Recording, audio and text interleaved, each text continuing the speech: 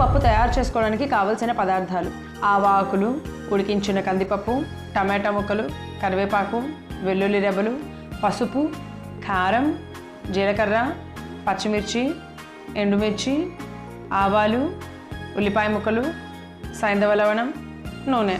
ఆవాకు పప్పు తయారు చేసుకునే విధానం: ముందుగా స్టవ్ వెలిగించి ప్యాన్ పెట్టుకొని 2 చెంచాల నూనె వేసి వేడి చేసుకోవాలి.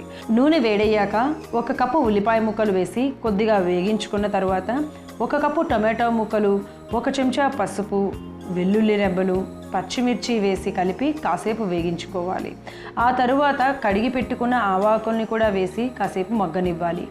ఆ తరువాత ముందుగా ఉడికించిన కందిపప్పును వేసి సరిపడా నీళ్లు, రుచికి సరిపడా సైంధవ లవణం, 1 చెంచా కారం వేసి కలుపుకొని మూత పెట్టి కాసేపు ఉడికించుకొని స్టవ్ ఆఫ్ చేసి ఒక బౌల్లోకి తీసుకొని పక్కన పెట్టుకోవాలి. ఇప్పుడు స్టవ్ వెలిగించి ప్యాన్ పెట్టుకొని 2 చెంచాలు నూనె వేసి నూనె వేడయ్యాక 1 చెంచా ఆవాలు, 1 చెంచా జీలకర్ర, కొద్దిగా కరివేపాకు, ఎండుమిర్చి వేసి కలిపి ఈ పోపు మిశ్రమాన్ని పప్పు మీద వేసుకుంటే అధికమైన కఫాన్ని తగ్గించి జలుబు, దగ్గు వంటి సమస్యలను కూడా తగ్గించే ఆవాకు పప్పు రెడీ.